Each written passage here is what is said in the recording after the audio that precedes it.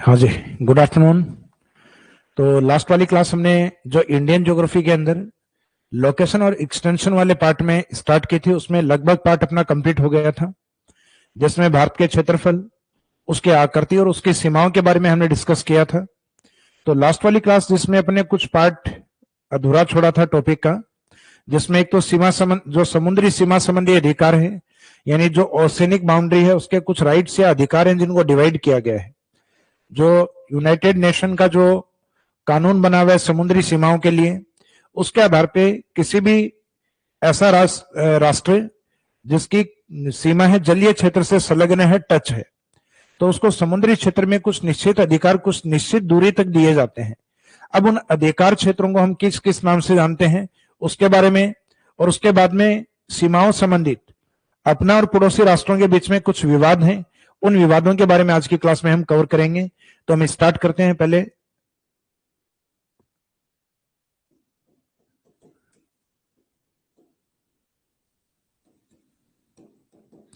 सागरीय सीमा संबंधित अधिकार।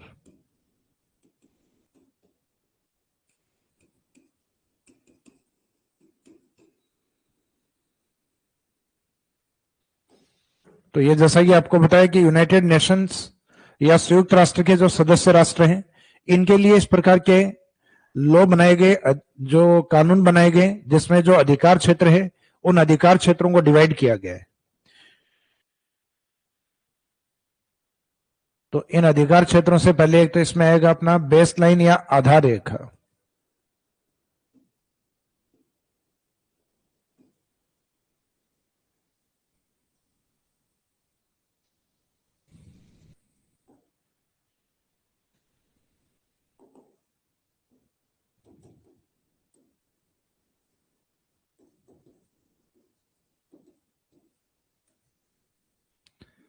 तो ये सागरीय आधार रेखा है, ये क्या होती है?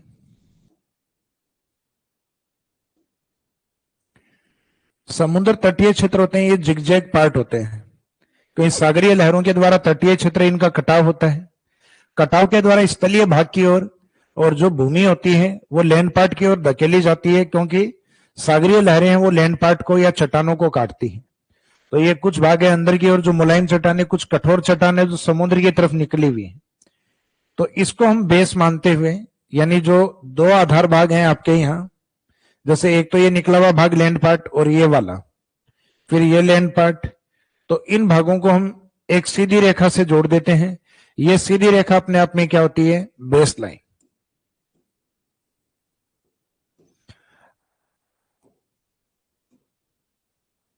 तो सागरीय तट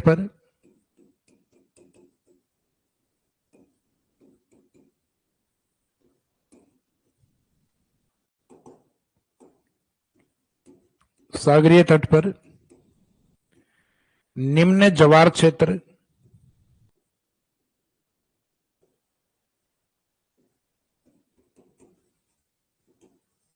में खींची गई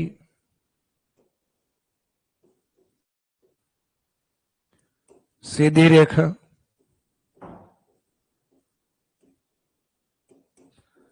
जहां से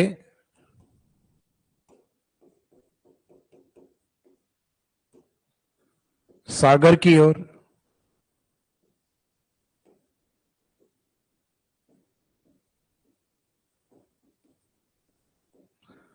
समुद्री अधिकार क्षेत्रों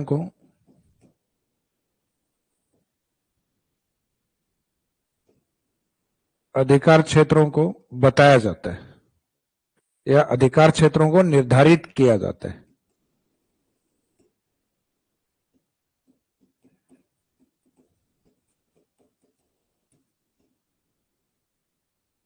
तो इसका मीनिंग है सागरीय तट पर जो निम्न ज्वार का मीनिंग है समुद्र की ओर का भाग, जिस समय समुद्र का पानी तट की ओर ज्यादा नहीं आता।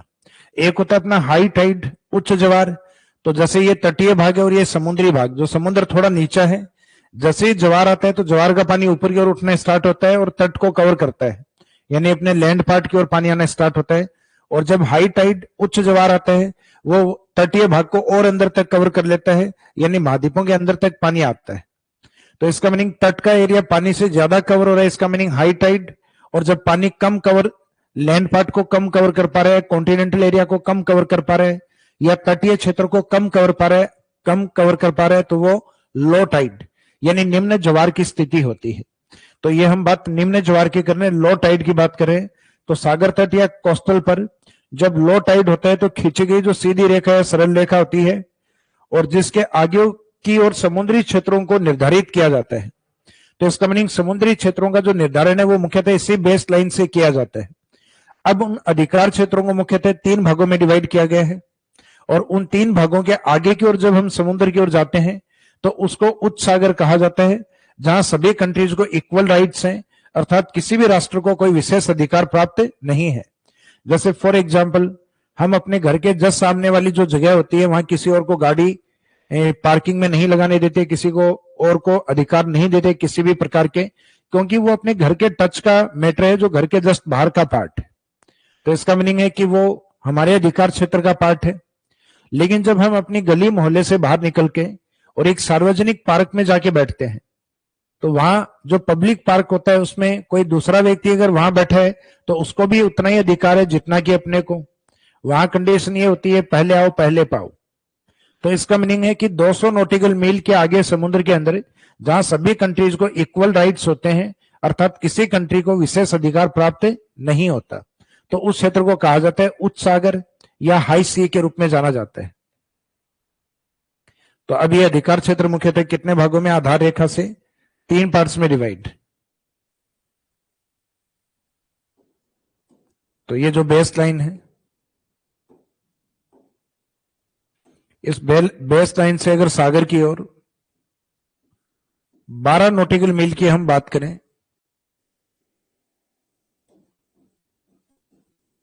12 नॉटिकल मील या माइल की बात करें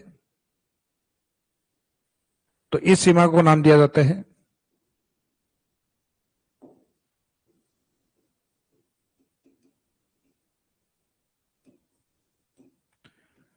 टेरिटोरियल जोन या टेरिटोरियल बाउंड्री।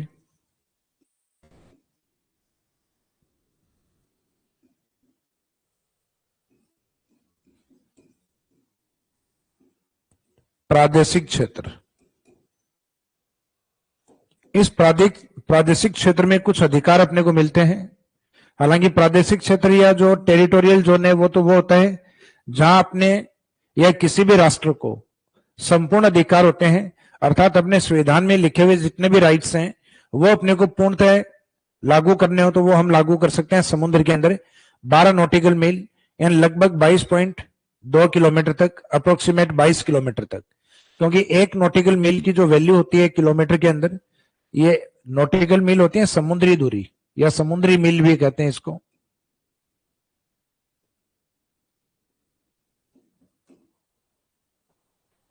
तो एक नॉटिकल माइल या एक नॉटिकल मील का मीनिंग होता है 1.852 किलोमीटर यानी लगभग 1.85, जबकि जो धरातलीय मील होती है उसमें एक माइल में होता है 1.6 किलोमीटर। तो समुद्री जो नॉटिकल मील है वो माइल से थोड़ी बड़ी डिस्टेंस है, माइल में 1.6 और इसमें 1.852, 1.852 किलोमीटर। तो इस डेटा को अगर हम किलोमीटर में देखें तो किलोमीटर में आएगा लगभग 22 किलोमीटर के आसपास। नॉटिकल मील में 12 नॉटिकल मील, तो इसको टेरिटोरियल जोन कहा जाता है।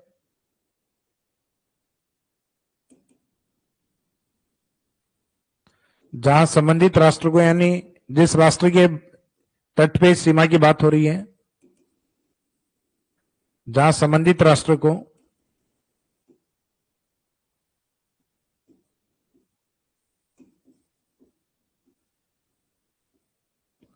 संपूर्ण अधिकार प्राप्त होते हैं।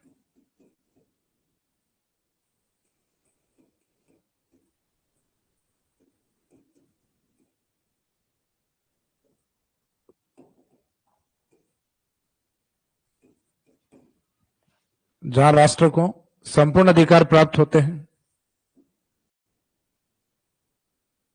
इसके बाद में इसके आगे की जो सीमा रेखा है, तो काउंट तो वहीं से होगी तट से, और तट से आगे की ओर कंटिन्यूस।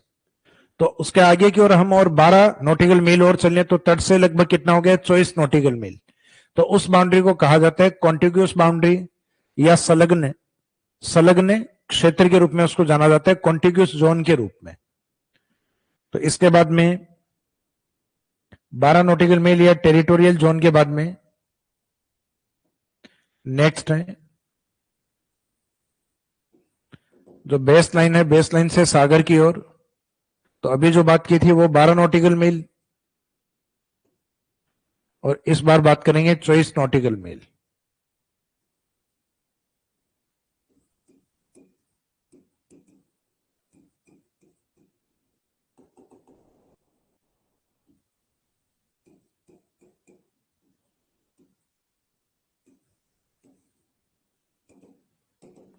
तो ये कॉन्टिग्यूस जोन के रूप में है।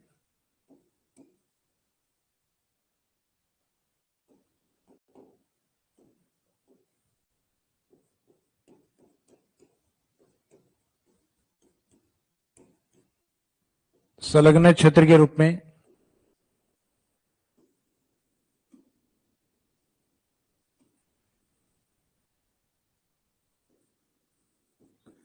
या जिसको अविच्छिन्न क्षेत्र भी कहते हैं।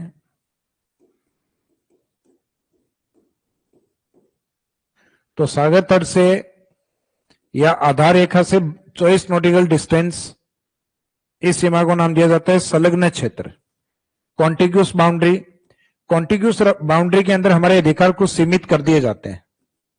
इस क्षेत्र में किसी भी राष्ट्र को ट्रेड या व्यापार का अधिकार दिया जाता है।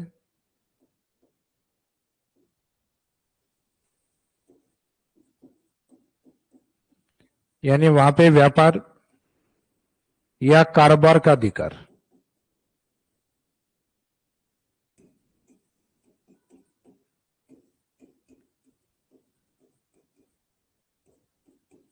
व्यापार या कारोबार का अधिकार।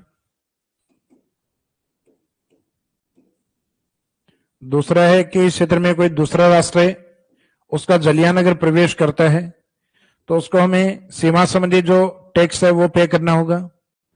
तो इन क्षेत्रों में कोई भी राष्ट्र है वो सीमा शुल्क की मांग कर सकता है।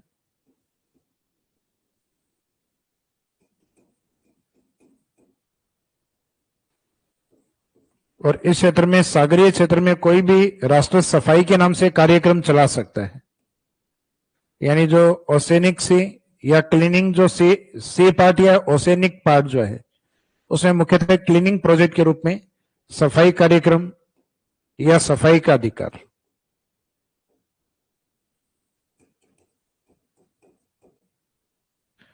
तो ये 2-3 पॉइंट इसमें याद रखिएगा। एक तो ट्रेड या व्यापार या कारोबार करने संबंधित अधिकार 24 नॉटिकल मील तक होते हैं। कोई राष्ट्र का जलयान अगर वहां से गुजर रहा है 24 नॉटिकल, तो हमें टैक्स पे करते हुए, सीमा शुल्क पे करते हुए उससे जलयान को, या जो भी माल भार या जो गुड्स ट्रांसपोर्टेशन के लिए जो जलयान आ रहा है उसको आगे की ओर जाने का अधिकार हम देते हैं।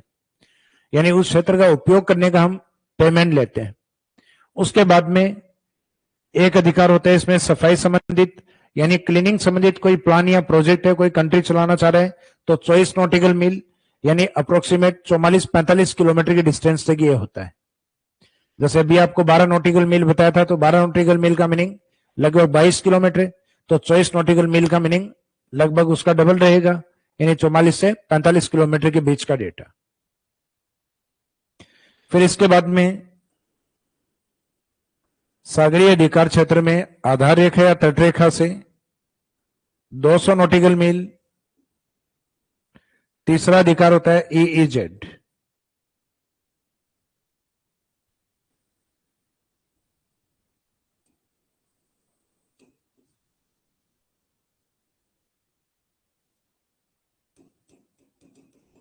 जिसको एक्सक्लूसिव इकोनॉमिक जोन कहा जाता है।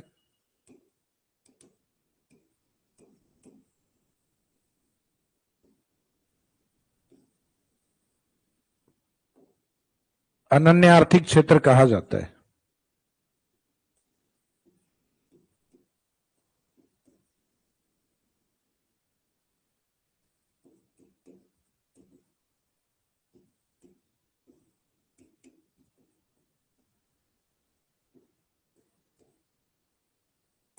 जिसको एक्सक्लूसिव इकोनॉमिक जोन अर्थात अनन्य आर्थिक क्षेत्र कहा जाता है।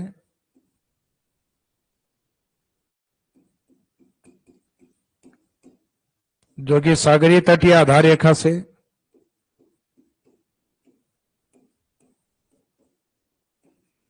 200 नॉटिकल मील तक होता है।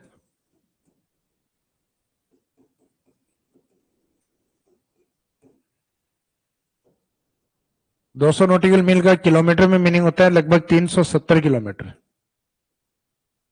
370। क्योंकि 200 नॉटिकल मील को किलोमीटर में कन्वर्ट करने के लिए किससे मल्टीपल करना होगा? 1.85 से। अभी आपको बताया था कि एक नॉटिकल मील का वैल्यू कितना होता है? 1.85 किलोमीटर, यानी लगभग अप्रोक्सीमेट 2 किलोमीटर के आसपास मानिएगा आप। तो जैसे 200 नॉटिकल मील है तो ये डेटा 400 किलोमीटर से कम आएगा, क्योंकि फिक्स 2 किलोमीटर नहीं होता, 1.85 किलोमीटर। तो इसका यहाँ डिस्टेंस किलोमीटर में देखें तो 370 किलोमीटर, क्योंकि ये डेटा ज्यादातर एग्जाम में नॉटिकल मील और समुद्री दूरियों को नॉटिकल मील में मापा जाता है, लेकिन जरूरी नहीं है कि एग्जामिनर नॉटिकल मील में दे, हो सकता है वो किलोमीटर में कन्वर्ट करके आपसे पूछ ले। तो अपने को किलोमीटर में भी इस वैल्यू का पता होना चाहिए। इसके बाद में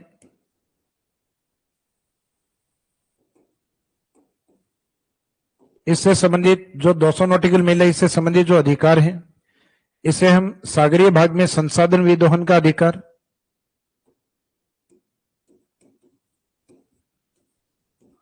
एक तो संसाधनों को डिस्कवर करना यानी खोज का अधिकार, अगर मिल जाते हैं तो संसाधन दोहन का अधिकार,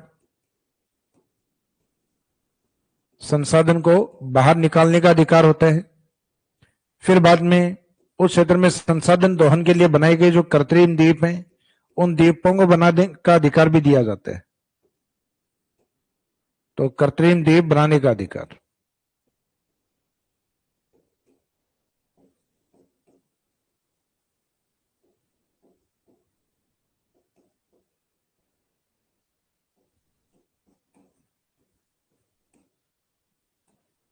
तो ये इसमें याद रखिएगा, जो संसाधन खोज है और खोज के दौरान अगर कोई संसाधन मिलता है तो उसका विदोहन या दोहन का अधिकार, यानी खनिज को एक्सप्लोर करने का, और उसके बाद में खनिज को उत्पादन के लिए वहां पे स्टे करना जरूरी होगा। तो कुछ बड़े जहाजों को लंबे टाइम तक एक स्थान पे रोकना या मुख्यतः उनको एक एज ए आइलैंड के रूप में टापू के रूप में काम लेने का मीनिंग है, वो कृत्रिम द्वीप की तरह काम करते हैं। जैसे कहा जाता है समुद्री तट में जो अपना मुंबई तट है, मुंबई तट से लगभग 80 किलोमीटर दूर समुद्र के अंदर अरेबियन सी के अंदर जापान के द्वारा हमें एक जहाज गिफ्ट किया गया था बॉम्बे हाई के लिए। बॉम्बे हाई इंडिया में हाईएस्ट पेट्रोलियम प्रोडक्शन रीजन है, जहां जापान के द्वारा गिफ्टेड जो अपने को एक जहाज मिला हुआ है जिसको हम कहते हैं सागर सम्राट। तो सागर सम्राट को हम किसके रूप में लेते हैं? कृत्रिम द्वीप के रूप में। क्यों? क्योंकि वो लंबे टाइम से एक ही जगह है और वहां समुद्री क्षेत्र में काफी बड़े एरिया में ड्रिलिंग करके, और भारत का सबसे अधिक पेट्रोलियम प्रोडक्शन होता है। तो इसका मीनिंग 200 नॉटिकल मील वाले जो क्षेत्र होते हैं वो अनन्य आर्थिक क्षेत्र, यानी आर्थिक लाभ समुद्र में हम खनिजों के खोज संबंधित, दोहन संबंधित और कृत्रिम द्वीप बनाकर उनका उपयोग करने संबंधित ये अधिकार हमें होते हैं समुद्र के अंदर 200 नॉटिकल मील। 200 नॉटिकल मील के आगे का जो भाग होगा, तो एक तो इनके तीनों के नाम याद होने चाहिए। जो भारत प्रदेश से जुड़ा हुआ एरिया है वो है प्रादेशिक, यानी टेरिटोरियल जोन। उस प्रादेशिक हिस्से के आगे जो जुड़ा हुआ है उसको हम कहेंगे संलग्न। संलग्न यानी जो अटैच है, कॉन्टिग्यूस बाउंड्री है। और सबसे लास्ट वाला जहां हमें आर्थिक लाभ प्राप्त के जो प्रमुख अधिकार दिए गए हैं उनको एक्सक्लूसिव इकोनॉमिक जोन, अनन्य आर्थिक क्षेत्र, जो 200 नॉटिकल मील अर्थात 370 किलोमीटर डिस्टेंस तक दिए गए हैं। तो ये समुद्री अधिकार अपने कंप्लीट हो गए। अब इन समुद्री अधिकारों के बाद का आगे का जो क्षेत्र है उसको आपको ध्यान रखना है, जिसको हम जनरली हाई सी के रूप में, उच्च सागर के रूप में देखते हैं।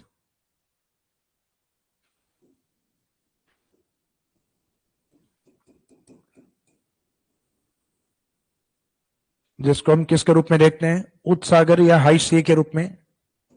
तो ये उच्च सागर का भाग वो होता है 200 नॉटिकल मील के आगे,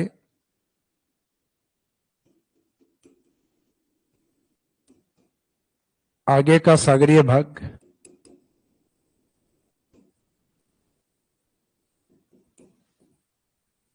सागरीय भाग, उच्च सागरीय हाई सी कहलाता है।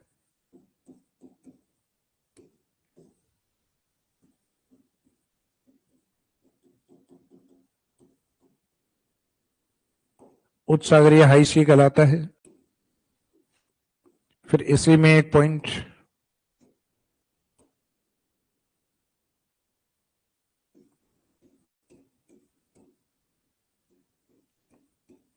यहां सभी राष्ट्रों को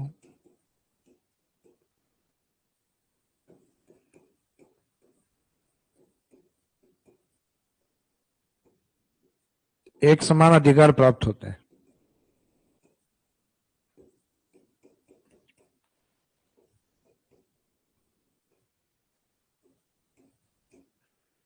जहां सभी राष्ट्रों को एक समान अधिकार प्राप्त होते हैं, इसका मीनिंग है किसी भी राष्ट्र को विशेष अधिकार प्राप्त नहीं होता, अर्थात सबके पास जो राइट्स और जो अधिकार रहेंगे वो सबके पास इक्वल रहेंगे।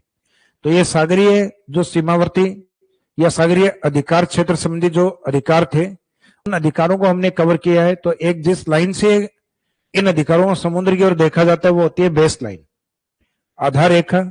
तो आधार रेखा से समुद्र के अंदर 12 नॉटिकल मील तक की दूरी क्या कहलाती है? टेरिटोरियल। उसके बाद की आगे की बाउंड्री किस रूप में है? कॉन्टिग्यूस। और उसके बाद में आगे की बाउंड्री है एक्सक्लूसिव इकोनॉमिक जोन, अर्थात अनन्य आर्थिक क्षेत्र के रूप में।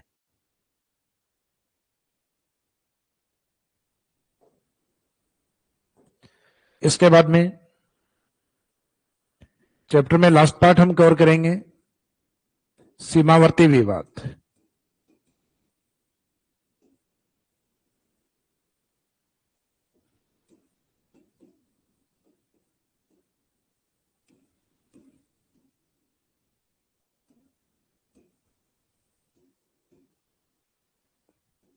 तो बाउंड्री जब पड़ी है तो बाउंड्री से या सीमाओं संबंधी जो अधिकार हमें दिए गए हैं, उन अधिकार क्षेत्रों में अगर कोई अतिक्रमण करता है या उस क्षेत्र की ओर बढ़ता है तो वो सीमावर्ती विवाद बढ़ जाते हैं।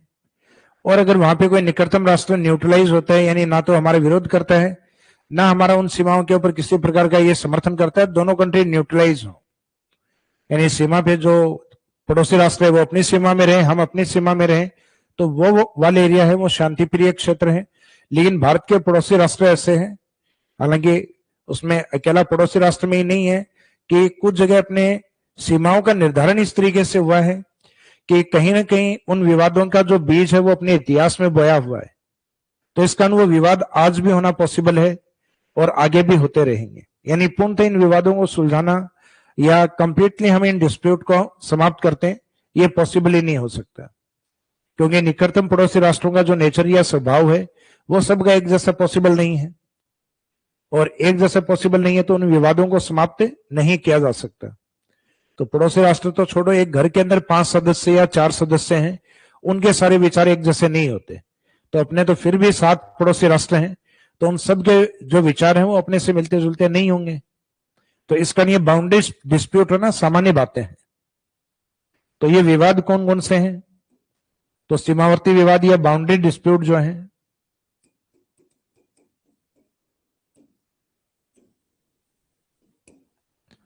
उन विवादों की शुरुआत करेंगे हम भारत के मैप में, गुजरात से लेकर कंटिन्यूस क्लॉकवाइज।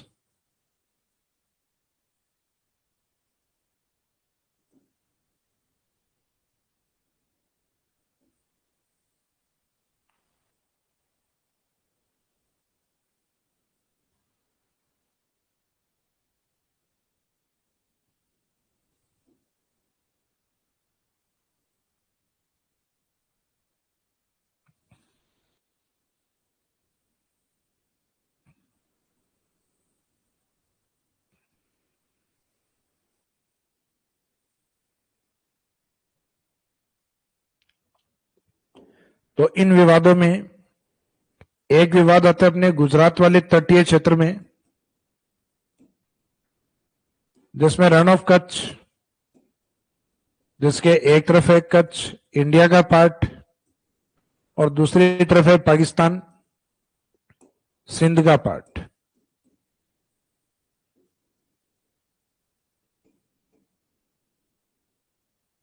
तो यहाँ पे एक जलीय क्षेत्र है जो कच्छ की खाड़ी से कच्छ के रण की तरफ फैला हुआ है, लगभग 96 किलोमीटर लंबा। इस क्षेत्र को नाम दिया जाता है सरक्रीक क्षेत्र।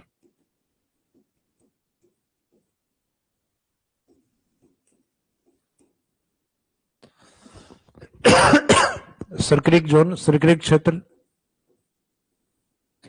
तो एक तो सरक्रीक क्षेत्र कहां लोकेट है ये पता होना चाहिए अपने को।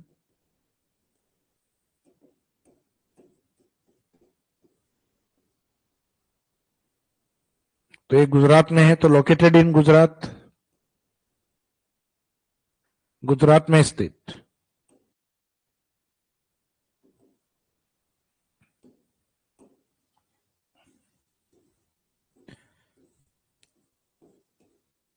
गुजरात में स्थित है।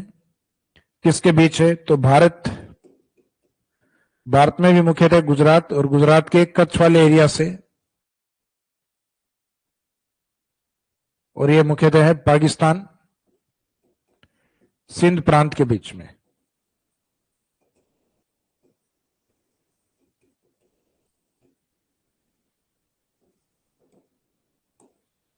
तो ये विवाद है भारत पाकिस्तान के डिवीजन के बाद में, अलग होने के बाद में या डिवाइड होने के बाद में, ये विवाद और अधिक गहरा हो गया। क्योंकि पाकिस्तान की मांग थी कि हमें जो भारत का जो कच्छ वाला जो एरिया है वो 24 डिग्री लेटीट्यूड्स के ऊपर दिया जाए, काट के सीधा, जिसमें कुछ हिस्सा पाकिस्तान की तरफ और भी जाना था।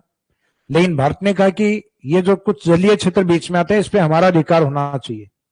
यानी कहीं ना कहीं पाकिस्तान फिर अपनी जलीय सेनाओं को और अधिक प्रभावशाली बनाने के लिए इस क्षेत्र में इसका उपयोग कर सकता है।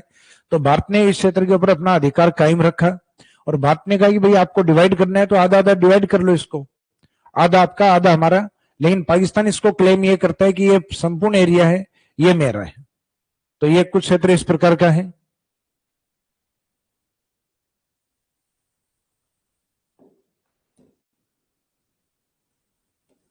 ये कच्छ का जो क्षेत्र है वो लगभग 24 डिग्री नॉर्थ लेटीट्यूड पर है। तो पाकिस्तान चाहता है कि इनको इस लेटीट्यूड के सारे काट के दिया जाए। इसका मीनिंग कुछ एरिया वहां पाकिस्तान को दे दिया जाए। किसका? कच्छ का। तो कच्छ तो बहुत बड़ी बात है, भारत तो 1 इंच देने को तैयार नहीं है। तो ये कच्छ वाला जो पार्ट है, और इस कच्छ के उस साइड में पाकिस्तान का जो एरिया है वो क्लेम किया जाता है कि वो वाला हिस्सा है वो सिंध प्रांत का हिस्सा है। तो ये मुख्यतः भारत के कच्छ और पाकिस्तान के और सिंध है उनके बीच का भाग है।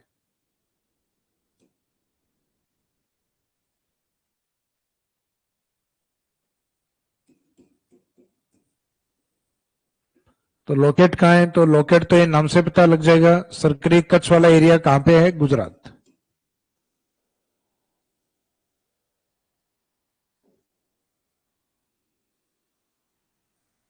तो इसमें एक अच्छा क्वेश्चन ये है, सरकरी विवाद है कौन से राष्ट्रों के बीच में? तो भारत और पाकिस्तान के मध्य सरकरी विवाद क्षेत्र मुख्यतः कौन से राज्य में स्थित है? तो ये गुजरात, और गुजरात के भी मुख्यतः कौन से जिले की तरफ है? तो ये रण ऑफ कच्छ यानी कच्छ जो जिला है, और पाकिस्तान का इसके निकटतम आता है सिंध। तो कहा जाता है कि जब भारत और पाकिस्तान सेपरेट हुए उस समय पाकिस्तान की डिमांड थी, क्योंकि ये सिंध प्रांत के क्षेत्र में आता था, कि सरक्रीक हमें दिया जाए, इसको 24 डिग्री उत्तरी अक्षांश के आधार पर काट के यानी गुजरात का कुछ भाग निकाल के और पाकिस्तान को दे दिया जाए। तो भारत इसके समर्थन में नहीं था, और नहीं होगा तो सामान्य सी बात है सीमावर्ती विवाद स्टार्ट हो जाएंगे। इसके बाद में भारत के नॉर्थ में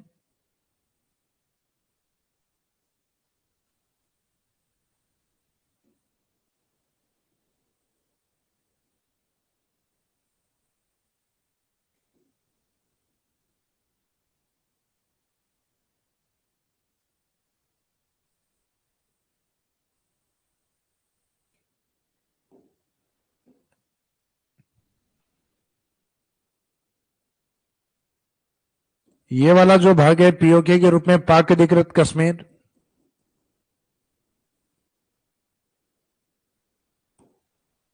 इसी पार्ट के पास में पीओके का वो भाग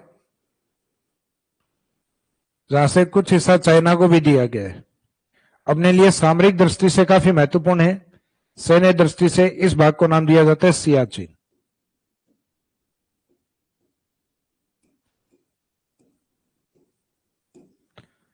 तो सियाचिन बांग्लादेश की स्वतंत्रता के बाद में एक शिमला समझौता हुआ था 1972, और उस समझौते के तहत ये बातें तय हुई थी कि दुर्गम स्थानों पे, दुर्गम यानी जो बहुत गहरी डीप खाड़ी वाले एरिया हैं, ऐसे क्षेत्र जो पहाड़ी क्षेत्र हैं, जो फ्लड या बाढ़ वाले एरिया होते हैं, तो उन क्षेत्रों के आसपास कोई भी राष्ट्र है वो सेनाओं को अपने अपॉइंट नहीं करेगा। या जो बहुत ज्यादा ठंडे क्षेत्र हैं, तो ये 1972 में तय हुआ था। लेकिन पाकिस्तान के अंदर कुछ इस प्रकार की राजनीतिक तौर पे बात होने लग गई थी कि भारत के कुछ अधिक हाइट वाले एरिया हैं, अधिक ऊंचाई वाले क्षेत्र हैं, जिनको अपने कब्जे में किया जाए अगर भारत को अपने प्रभाव में, अपने दबाव में रखना है। और भारत को यह सूचनाएं जैसे ही मिली तो भारत को लगा कि कहीं ना कहीं सियाचिन, जो कि भारत का या विश्व की सबसे ऊंची जो युद्ध भूमि है, highest battle land of the world, उसके ऊपर अटैक करने की बात अपने सामने आई।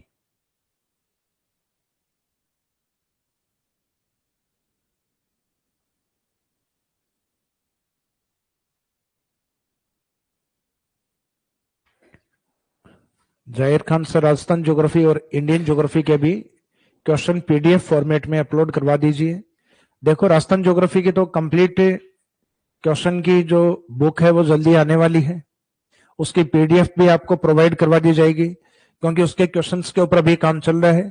लगभग 13 से 14 टॉपिक कंप्लीट हो गए, 4-5 टॉपिक और बचे हैं उसमें, तो एक वीक में कंप्लीट। और उसके बाद में आप जितने क्वेश्चंस के ऊपर आपको प्रैक्टिस करनी है, यानी जितने अभी तक पॉसिबल है एग्जाम में क्वेश्चन हुए हैं, और जितने पॉसिबल हैं, क्योंकि सिर्फ जो क्वेश्चन हुए हैं वो नहीं, जो पॉसिबल है वो क्वेश्चन भी हमने उसमें रखे हैं, यानी आने की पॉसिबिलिटी बनती है, अच्छे क्वेश्चंस हैं, तो उन क्वेश्चंस को भी हमने उस बुकलेट में रखेंगे, तो प्रोवाइड करवा देंगे बिल्कुल जाहिर खान जी।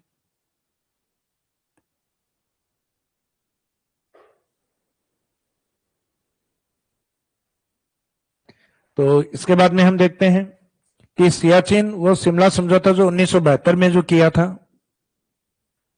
उसको भारत को जैसे ही लगा कि हमारे कुछ इस प्रकार के एरिया पे अटैक होने वाला है, तो भारत ने अपनी सेनाओं को 1984 में ऑपरेशन मेघदूत, क्योंकि हाइट वाला एरिया है, तो हाइट वाला एरिया तो दुर्गम स्थानों पे जाना पॉसिबल नहीं होता, तो मुख्यतः एयर सर्विस या वायु सेवाओं के द्वारा भारतीय सैनिकों को वहां हेलीकॉप्टर के माध्यम से जिस एरिया तक या बेस एरिया तक ले जाया गया, उसके बाद की जो दूरी है उन्होंने पैदल तय करके सियाचिन जो क्षेत्र है उस पर अपना अधिकार कर लिया। अधिकार हालांकि हमारा था ऑलरेडी पहले से, लेकिन सेनाएं तैनात नहीं करनी थी।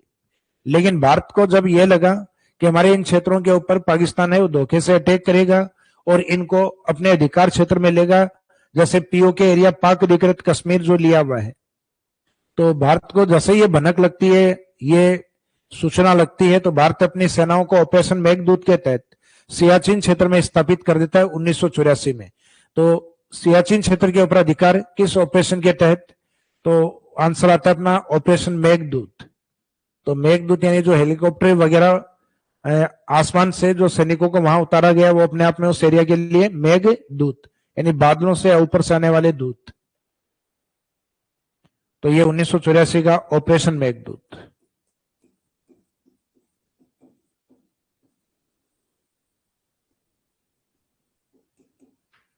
ऑपरेशन मेघदूत के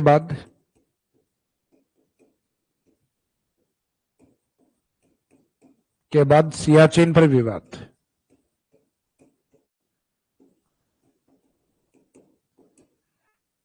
जो वर्तमान में लद्दाख क्षेत्र में स्थित है, तो मोस्टली एरिया इसका लद्दाख में ही आता है।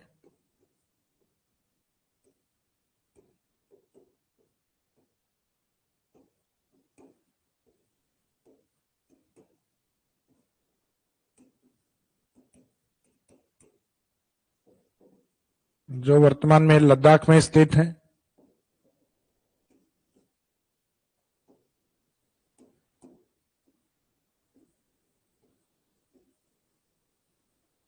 जो वर्तमान लद्दाख में स्थित,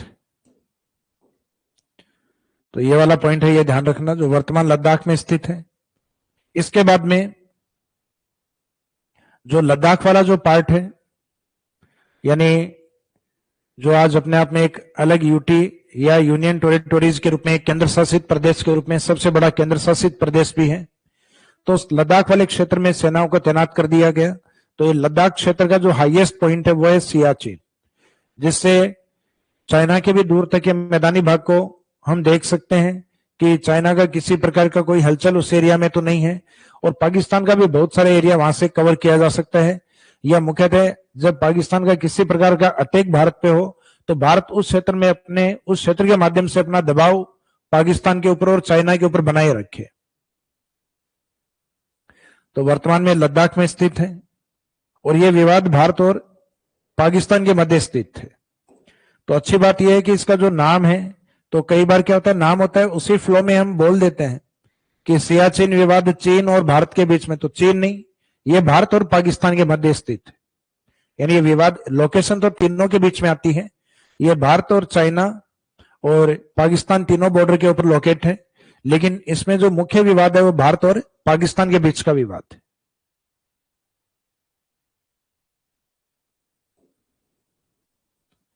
तो इसमें नेक्स्ट में यह वर्तमान में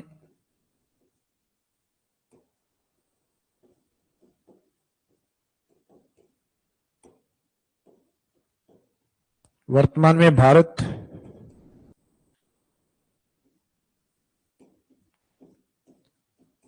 एवं पाकिस्तान के मध्य विवादित।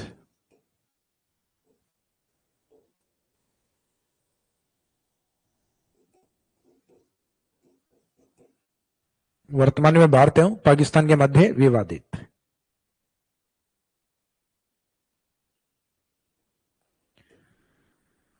इसके बाद में नेक्स्ट विवाद, तो पहला विवाद हमने कौन सा देखा, गुजरात वाले एरिया में जो सरक्रीक के नाम से है, तो उसमें भी पाकिस्तान है सामने।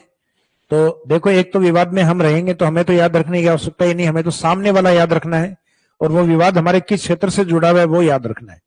तो सरक्रीक विवाद भारत के किस क्षेत्र से रिलेवेंट है, तो आंसर रहेगा गुजरात कच्छ से। और किस देश के साथ विवाद है, तो गुजरात के साथ अंतरराष्ट्रीय सीमा केवल एक ही लगती है, पाकिस्तान, तो वो विवाद पाकिस्तान के साथ है। सियाचिन विवाद, ये अच्छा क्वेश्चन है, तो सियाचिन विवाद चीन के साथ नहीं है, पाकिस्तान के साथ है, और भारत के किस क्षेत्र से जुड़ा हुआ है, लद्दाख। अभी कुछ साल पहले आपने सुना होगा कि अपने लद्दाख वाला जो पार्ट है उसमें पेंगोंग लेक है, उस पेंगोंग लेक के पास में चाइना ने अपने कुछ सैनिक कैंप लगाना स्टार्ट कर दिए थे, स्थापित करना स्टार्ट कर दिए।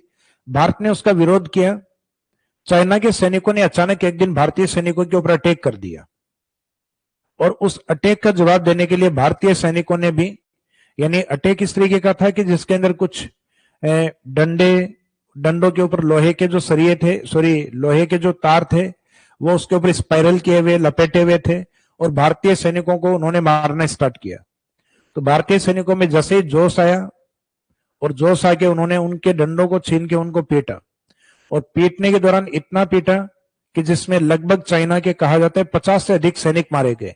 हालांकि इस घटना में भारत के कुछ सैनिक शहीद हुए, लेकिन कहा जाता है भारतीय सैनिक शहीद हुए, उन्होंने ये लगता है कि चुन चुन के बदला लिया है और एक के बदले 3-3 को निपटाया है।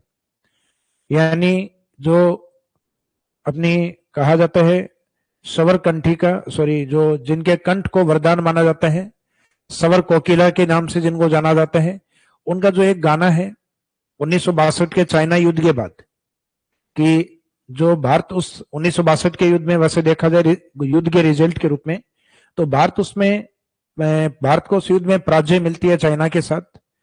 तो उसके बाद में लता मंगेशकर जी के साथ के द्वारा भारतीय सैनिकों को वापस जोश भरने के लिए जो गाना गाया जाता है, ए मेरे वतन के लोगों, तो उस गाने के अंदर एक वो लाइन आती है कि जो घायल हुआ है हिमालय और एक एक सैनिक ने 10-10 को मारा, ऐसा कुछ उसमें एक पैरा है। तो ये वास्तव में हमें गलवान में देखने को मिलता है कि एक एक भारतीय सैनिक ने अपने सैनिकों का चुन चुन के बदला लिया। हालांकि इसकी आधिकारिक कोई रिपोर्ट नहीं आई है, लेकिन चाइना से जो गुप्त रिपोर्ट है उसमें कहा जाता है कि कम से कम चाइना के भारतीय सैनिक मारे गए, उससे 2 से 3 गुना अधिक सैनिक मारे गए थे। तो वो जो गलवान जो घाटी विवाद है, वो गलवान तो हालांकि घटना हुई थी, सिर्फ अटैक हुआ था उसमें, तो विवाद पेंगोंग लेक वाला क्षेत्र था। तो ये पेंगोंग लेक वर्तमान में जो भारत और चीन के बीच में, चीन ने अपनी तरफ से जो बाउंड्री है वो खींच रखी है एलएसी के नाम से। हालांकि भारत आधिकारिक तौर पे उसको नहीं मानते, और भारत जो चाइना का जो पार्ट है उसको अपने मैप में दिखाता है अक्साई चीन के पार्ट को। तो वो सीमा कुछ इस तरीके से है। तो यहां विवाद है चाइना के साथ अपना पेंगोंग लेक वाला, पेंगोंग झील वाला।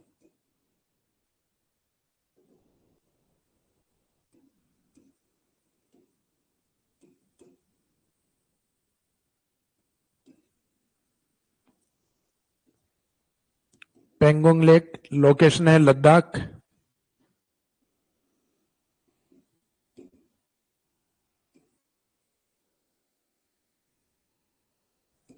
तो अपने अकॉर्डिंग तो लद्दाख है, और वैसे लद्दाख एवं अक्साई चीन के मध्य भी।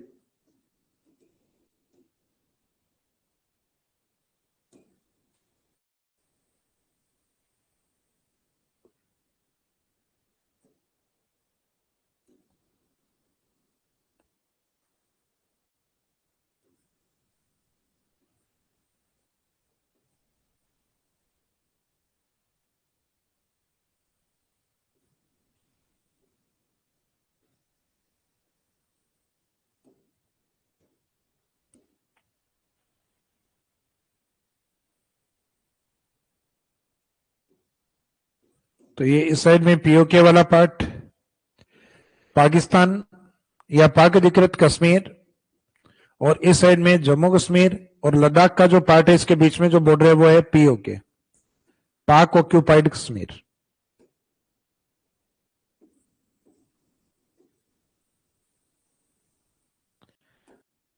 उन्नीस के युद्ध के दौरान लद्दाख का ये वो पार्ट जो चाइना के द्वारा ले लिया गया, और इन्होंने कहा कि वास्तव में जब ब्रिटिश सेना का या ब्रिटिश अधिकार जब हमारे ऊपर था, तो उस समय हालांकि ब्रिटिश अधिकार होता है तो कोई भी राष्ट्र है वो उसी के शासन के अकॉर्डिंग चलेगा, हम भी चल रहे थे। उसके बाद में फ्रीडम इंडिया, स्वतंत्र भारत की शुरुआत होती है। तो इसमें चाइना के द्वारा कहा जाता है कि भाई ब्रिटिश गवर्नमेंट के द्वारा जिसको जितना दे दिया गया उतना ठीक है, कि हम भी उस टाइम एक तरीके से किसी के अंडर में थे, गुलाम थे, लेकिन जैसे ही हम स्वतंत्र हुए हैं तो हमें अपने अधिकारों का पता चला है। तो भारत के अंदर हम उन क्षेत्रों तक वापस पहुंचेंगे जो हमारे थे। तो कहा जाता है हमारा अटैक 1962 का इसीलिए था कि हम वास्तव में वो क्षेत्र चाहते हैं जो हमारा एक्चुअल में है। तो इस लाइन को इन्होंने ड्रॉ करके नाम दिया LAC, line of actual control. तो इन्होंने कहा कि एक्चुअल में हमारा जो नियंत्रण है वो यहां तक का है। तो ये एलएसी है वो चाइना के साथ मानी जाती है, चीन अक्साई पार्ट के साथ, और इधर भारत का जो बचा हुआ भाग है वो कौन सा है, लद्दाख, लद्दाख क्षेत्र। तो लद्दाख और इस साइड में अक्साई चीन।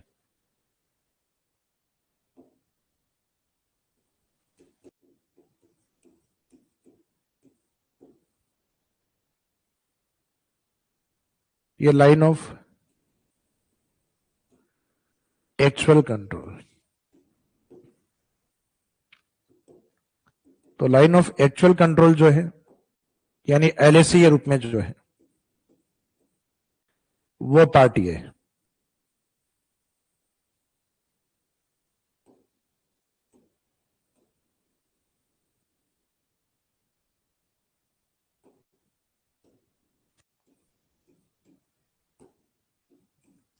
तो यहां तक अधिकार कर लेता है चाइना 1962 तक।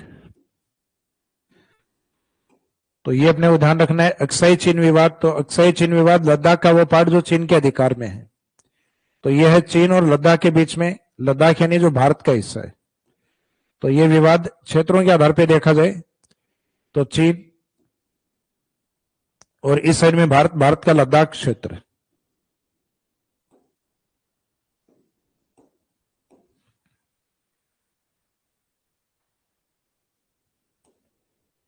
तो इसमें अक्साई चीन विवाद में एक दो पॉइंट है जो आपसे पूछे जा सकते हैं कि अक्साई चीन भारत का किस भौगोलिक क्षेत्र का हिस्सा है। तो ये लद्दाख का भिन्न हिस्सा है।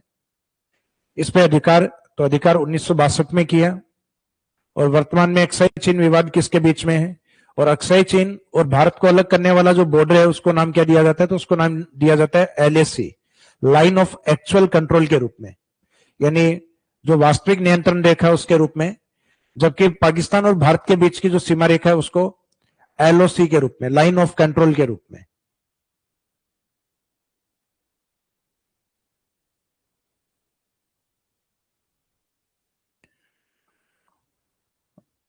ओरिजिन ऑफ अर्थ वाले चैप्टर के, ओरिजिन ऑफ अर्थ वाला आपका करवा दिया अपलोड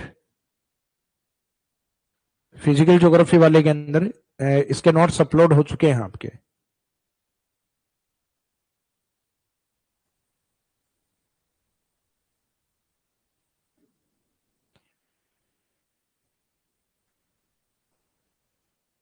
एक बार वापस आप फाइल को, पीडीएफ को खोल के देखिएगा।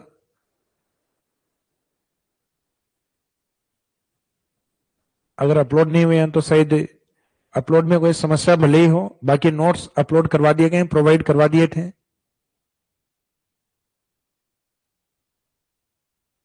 फिर भी एक बार मैं कंफर्म करता हूं।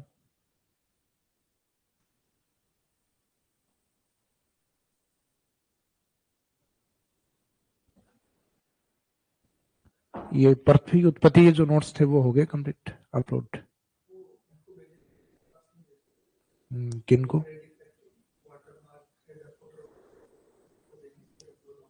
अच्छा, वो अपलोड करवा दो। हाँ भाई, उसके ऊपर वाटरमार्क और वो हेडर फुटर लगने बाकी हैं, अभी नहीं है शायद। बाकी नोट्स इनको प्रोवाइड करवा दिए थे टीम, जैसे अभी अपलोड कर देगी शायद 10 या 15 मिनट के अंदर ही।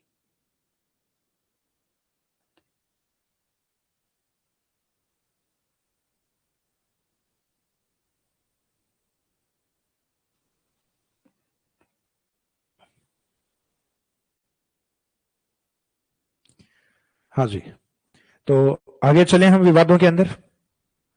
तो ये अपना हो गया पेंगोंग लेक, इसको लेके विवाद था। पेंगोंग झील है, इसके निकट विवाद था। तो झील का क्षेत्र तो वैसे दोनों ही एरिया में आता है, अपने लद्दाख और चाइना का जो अक्साई चीन वाला पार्ट है उस क्षेत्र के अंदर। उसके बाद में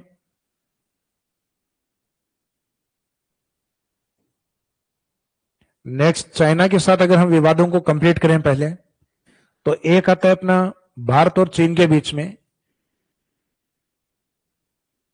मुख्यतः अपने अधिकार क्षेत्रों को लेके चाइना की हमेशा ये डिमांड रही है कि जो जम्मू कश्मीर का एरिया है वो हमारा भी रहा है, यानी वो मुख्यतः जम्मू कश्मीर के लद्दाख एरिया है उसके बारे में डिमांड अधिक करता है, यानी जो प्रेजेंट लद्दाख का पार्ट है।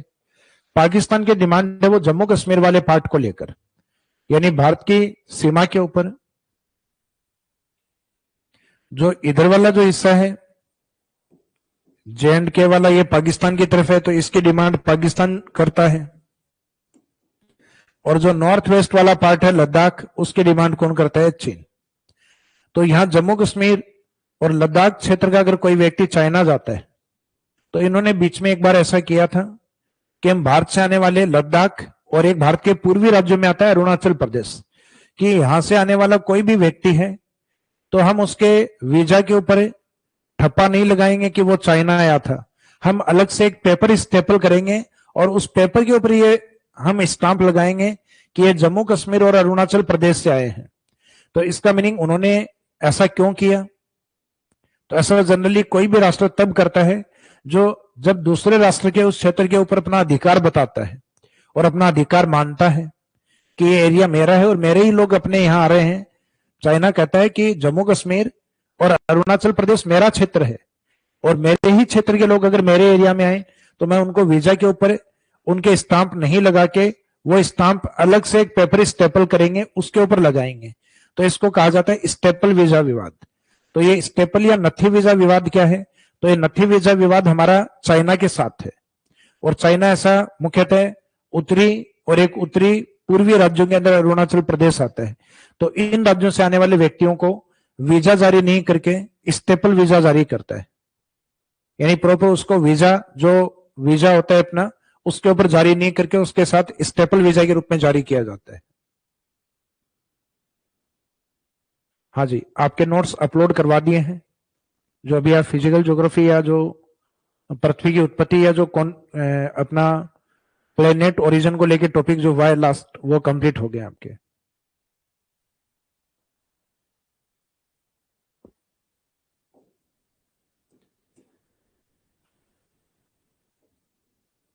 इसके बाद में इस विवाद को हम लिख लेते हैं, पेंगोंग झील विवाद, ये बाद में नेक्स्ट।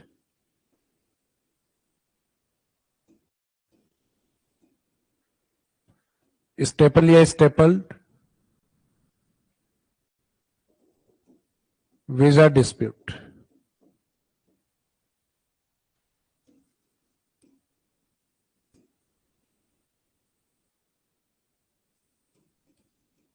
स्टेपल वीजा विवाद, इसको नत्थी वीजा विवाद भी कहा जाता है, क्योंकि इसमें जो अपना वीजा बनता है उसके साथ ही उस पेपर को नत्थी किया जाता है जिसपे चाइना अप्रूवल देता है। तो उस समय कुछ ऐसे गेम भी थे जिसमें अरुणाचल प्रदेश के कुछ अधिकारियों को चाइना जाके आना था, तो अधिकारी को वीजा जारी नहीं करके इन्होंने स्टेपल वीजा जारी किया। तो भारत ने अधिकारी को, अरुणाचल प्रदेश अधिकारी को चाइना जाने की जो अनुमति थी वो वापस कैंसिल की, कि चाइना प्रॉपर वीजा जारी करे तो ही हम जाने देंगे, स्टेपल वीजा के माध्यम से नहीं। इसका मीनिंग है कि स्टेपल वीजा का मीनिंग तो ये हो गया कि भारत का अप्रूवल देना, उसको, उस व्यक्ति के जाने को अप्रूवल देने का मीनिंग ये है कि भारत एग्री है कि हाँ ये एरिया आपका ही है, लेकिन भारत उस क्षेत्र को चाइना को देने में बिल्कुल भी एग्री नहीं है। तो जो क्षेत्र चाइना ने ले रखे हैं, भारत तो वो चाहता है कि वो एरिया हम वापस लें, और हो सकता है कभी ऐसा मौका मिला तो वापस लेगा भी भारत।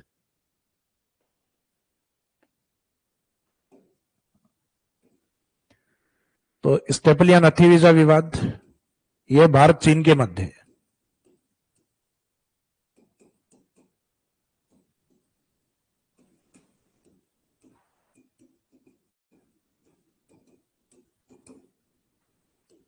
यह भारत चीन के मध्य है। यह विवाद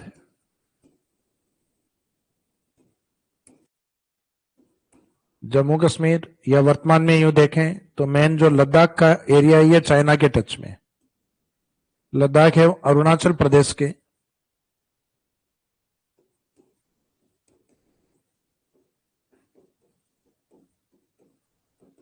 अरुणाचल प्रदेश के नागरिकों को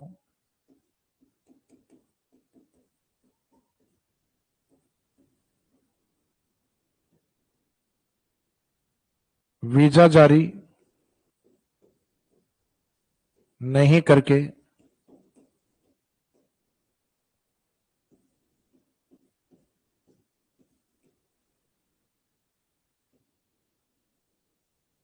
यानी जो प्रॉपर वीजा होता है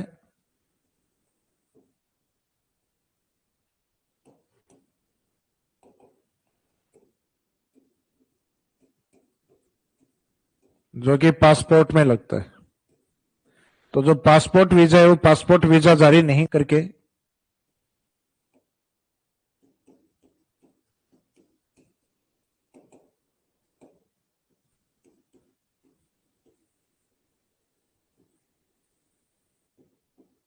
पासपोर्ट के साथ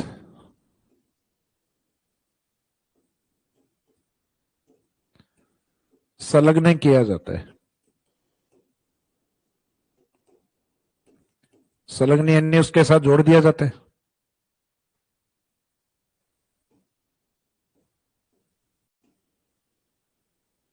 तो इसका मैंने यहाँ के निवासियों को चाइना कहता है कि भाई आप लोग तो चाइना के ही पार्ट हो, आप लोगों को अलग से पासपोर्ट पे मेंशन करवाने की आवश्यकता नहीं। हम ये अलग से एक लेटर है उसके ऊपर स्टाम्प लगा के जो पासपोर्ट के साथ लगा के दे रहे हैं, ये स्टेपल, जैसे हम किसी पेपर को जोड़ते हैं तो हम कहते हैं स्टेपल करना, तो सेम वैसे ही पासपोर्ट के साथ एक अन्य पत्र है जिसको स्टेपल करके इन्होंने अरुणाचल और लद्दाख और इस क्षेत्र के निवासियों को बिना अलग पासपोर्ट वीजा जारी करके उसके साथ एक पेपर नत्थी करके वो स्टेपल के माध्यम से उनको चाइना आने के लिए आमंत्रित कर दिया।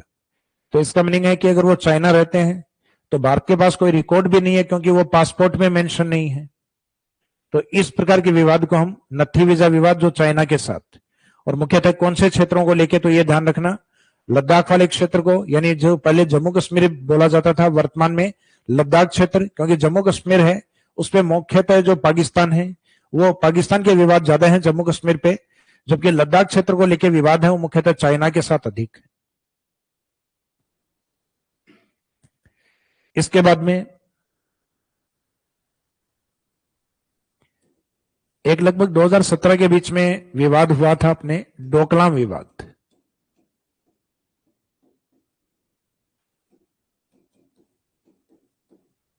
डोकलाम विवाद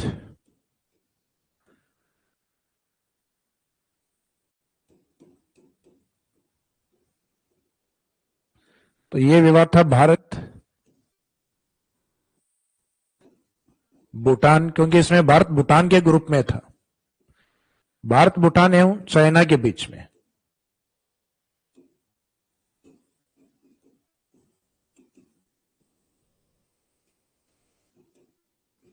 इसका मीनिंग है कि डिस्प्यूट में भारत और भूटान ये अपोज में नहीं हो कि ये एक ग्रुप में है। जैसे हम विवाद के दो ग्रुप माने तो एक ग्रुप ये है जो साथ में है और इनके अपोज वाला ये चाइना है। तो विवाद इसमें डोकलाम विवाद ये था। भारत के नॉर्थ ईस्ट में जो सिक्किम वाला पार्ट, इस सिक्किम के जस्ट ईस्ट में ये जो पार्ट आता है ये आता है भूटान का पार्ट।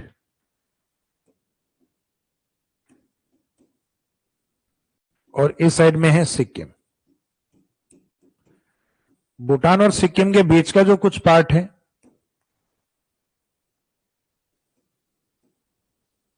ये क्षेत्र है चीन का।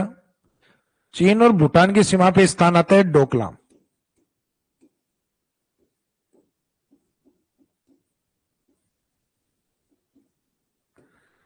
तो डोकलाम में चाइना ने 2017 के अंदर इन्होंने और यहां पे सड़क निर्माण का कार्य स्टार्ट करवाया। सड़क निर्माण का मुख्य उद्देश्य यही था अपनी सामरिक शक्ति को या मुख्यतः सैन्य शक्ति को सीमावर्ती क्षेत्रों तक बढ़ाना। तो सीमावर्ती क्षेत्रों में ह्यूमन सेटलमेंट वैसे भी कम होते हैं, मानवीय जो निवास है वो सीमावर्ती क्षेत्रों में, और जो सेंसिटिव बॉर्डर होते हैं वहां कम होते हैं। जैसे भारत पाकिस्तान सीमावर्ती क्षेत्रों में जनसंख्या बहुत ज्यादा देखने को नहीं मिलेगी। जैसे अपने राजस्थान में जैसलमेर हुआ, बीकानेर हुआ, गंगानगर हुआ, बॉर्डर वाले एरिया में जनसंख्या कम है, सैनिक ज्यादा है। तो उसी तरीके से चाइना ने यह तय किया कि भारत की और भूटान के सीमावर्ती क्षेत्रों में हम डोकलाम तक रोड बनाएंगे। तो भूटान ने इसका विरोध किया डोकलाम, क्योंकि डोकलाम क्षेत्र भूटान और चीन के बीच में है। और इसमें जैसे ही भूटान ने विरोध किया भारत उसके पक्ष में आ गया। तो इसका मीनिंग है कि वहां से सेनाओं को हटाने में, रोड नहीं बनाने देने के एवज में भारत ने उसका अपोज या विरोध किया। और उस समय जो ब्रिक्स सम्मेलन या ब्रिक्स सम्मेलन जो होना था उसमें भी भारत ने कहा कि हम इस सम्मेलन में तभी पार्टिसिपेट करेंगे जब चाइना अपनी इस प्रकार की नीतियों से पीछे हटे और डोकलाम से अपनी सेनाओं को हटाए। फिर बाद में ब्रिक्स सम्मेलन, क्योंकि उसमें कुछ सदस्य राष्ट्र होते हैं जिनके दबाव के कारण चाइना ने फिर अपनी सेनाओं को वहां से हटा लिया और उस समय के लिए वो विवाद सुलझ गया। स्थायी समाधान ऐसे पॉसिबल इसलिए नहीं है कि जिसने पहले किया है तो इसका नहीं उसके व्यवहार में ये चीजें हैं, आगे भी पॉसिबल है। तो जब भी ये डोकलाम विवाद है तो डोकलाम विवाद वैसे जगह है ये भूटान और चीन के बीच में, और इस विवाद में भारत भी शामिल है भूटान के पक्ष की ओर से। तो भारत भूटान एवं चीन के बीच में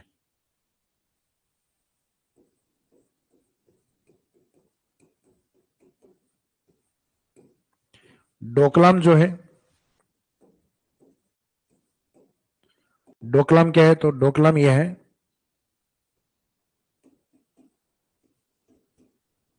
भूटान एवं चीन की सीमा पर स्थित।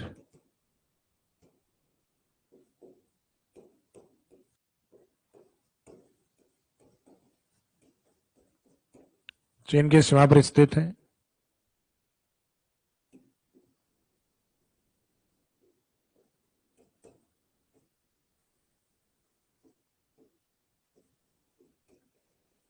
जो भारत के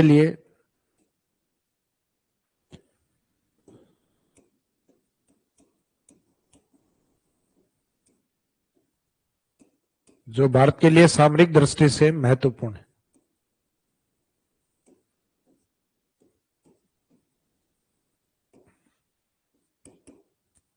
तो इसमें ये ध्यान रखना कि ये है किसके बीच में, तो ये चीन और भूटान के बीच में।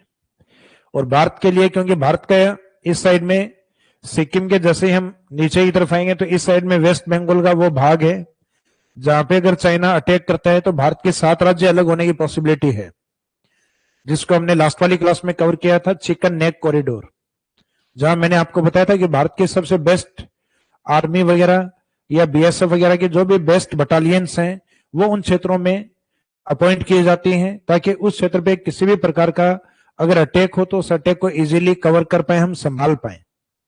तो ये खतरा बढ़ जाता है अगर चाइना उस बॉर्डर के नजदीक और आने का प्रयास करे।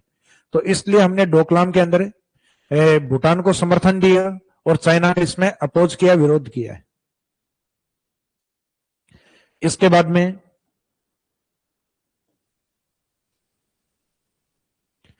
नेफ विवाद,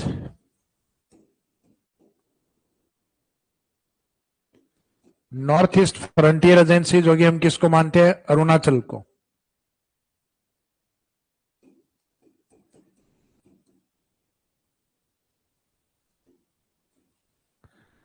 अरुणाचल प्रदेश, जहां नेफा का हेडक्वार्टर भी आता है, अरुणाचल प्रदेश में एक क्षेत्र आता है तवांग घाटी। जैसे गलवान घाटी आती है लद्दाख में, वैसे तवांग घाटी, जहां पे नेफा का हेडक्वार्टर था अरुणाचल प्रदेश में, तवांग घाटी पर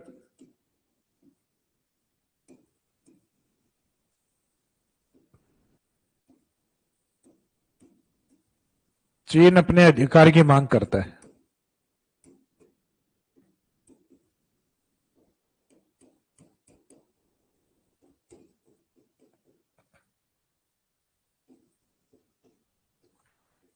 क्योंकि चीन के पास जो तिब्बत का एरिया है वो उसके अधिकार में है, जिसको हम कहते हैं तिब्बत चीन।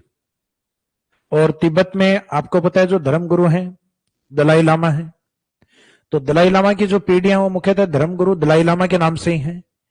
तो यहां पे कहा जाता है कि बौद्ध मठ है काफी बड़ा, एशिया के सबसे बड़े बौद्ध मठ में से एक मठ, जो कि अरुणाचल प्रदेश के तवांग में है। अब चाइना चाइना का क्लेम यह है कि हमारे जो दलाई लामा जो गुरु हैं उनमें से एक दलाई लामा है, शायद 16वां ऐसा कोई क्रम है, कि उनका जन्म यहां तवांग में हुआ था। तो भारत पूछता है तो तवांग में हुआ, हम क्या करें कि उनका जन्म तवांग में हुआ था और वो धर्मगुरु किसके हैं, तिब्बत के और बौद्ध धर्म के। तो इसका मीनिंग है वो तिब्बत हमारे अधिकार में है, तो इसका मीनिंग इनडायरेक्ट रूप से उन तिब्बत वालों का एरिया कौन सा था, तवांग। तो वो तिब्बत हमारा है और तिब्बत का तवांग है, तो इनडायरेक्ट रूप से वो तवांग हमारा हुआ। तो ऐसे तो कल चाइना को ये लगे हम भविष्य में किसी को राष्ट्रपति बनाएंगे और उस राष्ट्रपति की जन्म है वो दिल्ली में करवा के ले जाएंगे वो तो, और फिर अपने आप 20 30 40 साल बाद में राष्ट्रपति अपॉइंट करके कहेंगे कि भाई अब दिल्ली चाइना का हुआ। भारत पूछे कैसे, कि हमारे राष्ट्रपति वहां जन्मे थे। तो किसी व्यक्ति के जन्म के साथ क्या किसी क्षेत्र का अधिकार है वो किसी राष्ट्र को दिया जा सकता है, तो ये पॉसिबल नहीं है। तो भारत भी उसी जो अपना अधिकार क्षेत्र है उस अधिकार क्षेत्र को अपने पास और चाइना के उस मांग को भारत नकारता है, मना करता है। तो इसका ये विवाद है नेफा विवाद, क्योंकि अरुणाचल प्रदेश को हम नेफा कहते हैं। ब्रिटिश टाइम पीरियड में यहाँ पे नॉर्थ ईस्ट सीमा के जो सीमावर्ती क्षेत्र में जो सुरक्षा करने वाला जो क्षेत्र था वो था NEFA agency, north east frontier agency. तो फ्रंट का मीनिंग है जो सीमा पे रहने वाली एक एजेंसी थी जिसको हम नेफा कहते थे, और उस नेफा एजेंसी का हेडक्वार्टर था अरुणाचल प्रदेश तवांग घाटी। तो एक ये भी ध्यान रखना। तो ये नेफा अरुणाचल प्रदेश में तवांग घाटी पर चीन अपने अधिकार की मांग करता है। तो यहां ये विवाद किसके बीच में हुआ, नेफा भारत और चीन के मध्य विवादित।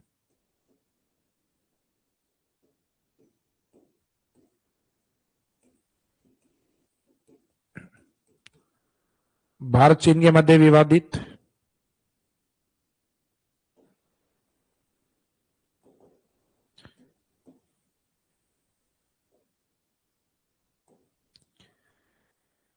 इसके बाद में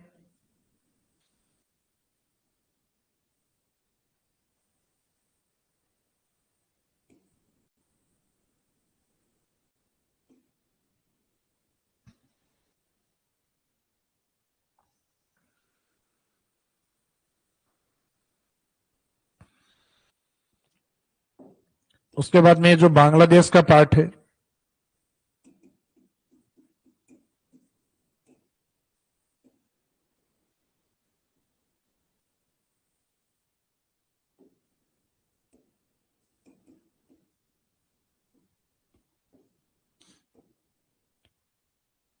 तो बांग्लादेश के तटीय क्षेत्र के अंदर एक द्वीप का निर्माण हुआ 1970 के आसपास, यानी 1970 के दशक में।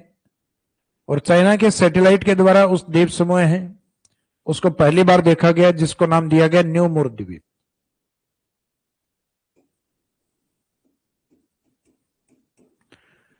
जो तटीय क्षेत्रों में द्वीप होते हैं वहां पॉसिबिलिटी है कि सागरीय जीवों के बायोटिक पार्ट या फॉसिल्स के जमा होने से वहां पे हाइड्रोकार्बन की पॉसिबिलिटी अधिक होती है। तो बांग्लादेश के पास में जो प्रभावशाली राष्ट्र है वो इंडिया है, तो इंडिया ने इस क्षेत्र या इस द्वीप के ऊपर अपना अधिकार कर लिया।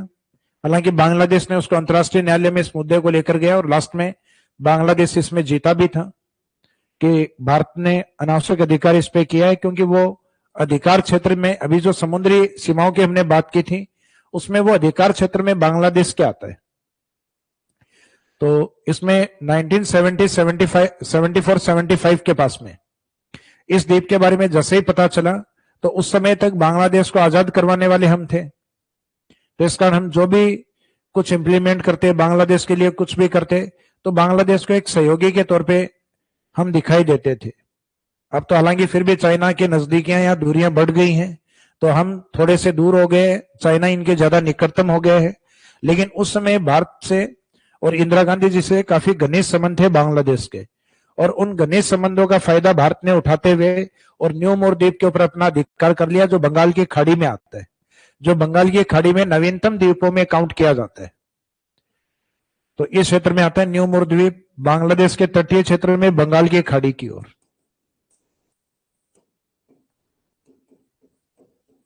बंगाल की खाड़ी की ओर।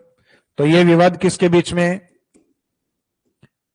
ये विवाद हुआ भारत और बांग्लादेश, क्योंकि बांग्लादेश ने धीरे धीरे बाद में इसका अपोज करना स्टार्ट किया कि ये जो अधिकार क्षेत्र है ये बांग्लादेश का है। तो भारत ने अपने यहां जो सैनिक हैं वो तैनात क्यों किए? तो भारत ने कहा कि मैंने तो मिनरल्स और खनिज या वैज्ञानिक खोज है उनके माध्यम से, यानी किसी प्रकार का सैन्य अधिकार हम यहां नहीं चाहते, या किसी प्रकार का ऐसा अधिकार जो दूसरे राष्ट्र को आपत्ति हो वो हम नहीं चाह रहे। हम चाह रहे हैं साइंटिफिक रिसर्च। तो बांग्लादेश वालों ने कहा कि हम कर लेंगे यहाँ, भाई आप तो अपनी सेनाओं को हटाइए, हमारा अधिकार क्षेत्र है। तो भारत ने जैसे ही मना किया तो सर्वोच्च विश्व के जो वैश्विक न्यायालय है उसके माध्यम से बांग्लादेश ने इस क्षेत्र को वापस लिया। हालांकि लेने से पहले ये जो क्षेत्र है 2010 में कहा जाता है एक चक्रवात आया था, भोला चक्रवात। तो भोला भगवान शिव से मान लीजिए आप भोला चक्रवात। तो उस भोला चक्रवात के कारण जो समुद्री पानी है वो पानी बहुत तेजी से घूमता है चक्रवात के दौरान। तो उस चक्रवात के दौरान कहा जाता है जो द्वीप बना था ये द्वीप डिस्ट्रॉय हो गया, खत्म हो गया।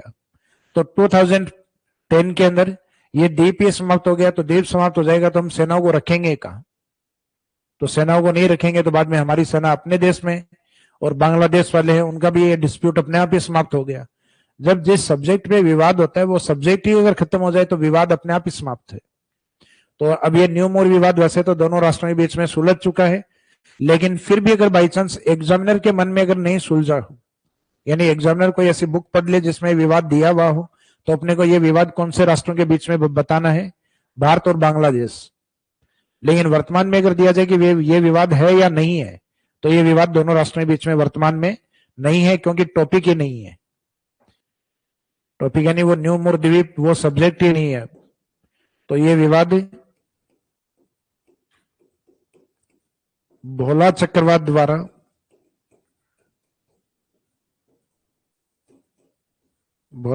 द्वारा न्यू मोर द्वीप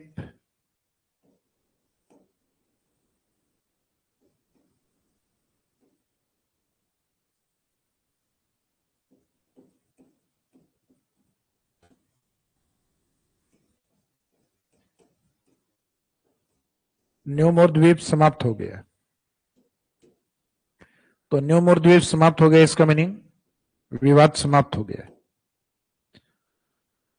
तो ये तो सीमावर्ती संबंधित महत्वपूर्ण विवाद थे। और एक क्षेत्र वेस्ट बंगाल का भी आता है, हालांकि वो विवाद भी अब नहीं रहा। कुछ सीमावर्ती क्षेत्रों में विवाद थे, तो उन विवादों को हमने वैसे भी वेस्ट बंगाल को दे दिया, क्योंकि वहां भारी मात्रा में, या हम कहें बहुत अधिक संख्या में बांग्लादेशी निवासियों का बसेरा बन गया था वो एरिया। जैसे बांग्लादेश को जब हमने स्वतंत्र करवाया तो वहां मुख्यतः सेना तैनात होती थी पाकिस्तान की ओर से, क्योंकि वो पूर्वी पाकिस्तान ही था। तो जैसे ही उस साइड में भारतीय सैनिक गए तो वहां के आम जनता या जो आम लोग थे, तो उन्होंने भारत के वेस्ट बंगाल की ओर एक स्थान आता है, वेस्ट बंगाल का कुछ एरिया आता है जो लगभग 3 बीघा के आसपास है। तो उस 3 बीघा वाले एरिया में आके उन्होंने भारत सरकार से मांग की कि 3 बीघा जो एरिया है ये बांग्लादेश को कुछ समय के लिए लीज पे दिया जाए। तो भारत ने, हालांकि भारत उनका समर्थन कर रहा था, स्वतंत्र करवाने में भी योगदान दे रहा था, तो भारत को लगा कि हम जैसा कहेंगे ये बाद में मान लेंगे। तो बांग्लादेश के लोग जैसे वेस्ट बंगाल की ओर आए,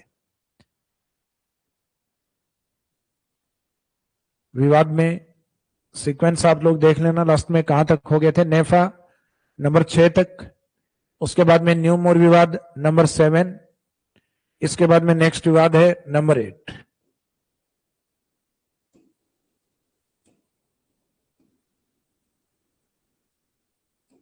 जो 3 बीघा को लेके 3 बीघा गलियारा विवाद।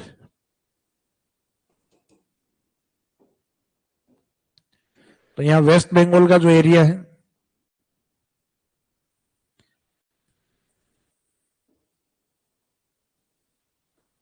तो पश्चिमी बंगाल वाले क्षेत्र में एक जगह आती है 24 परगना।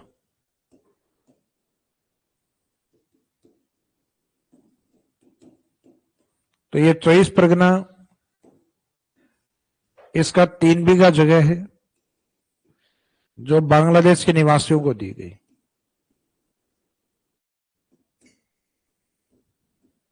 फिर ये बांग्लादेश के निवासी जैसे जैसे संख्या में बढ़ते गए तो छोटे से एरिया में बहुत सारे बांग्लादेशी आ गए यहां पर।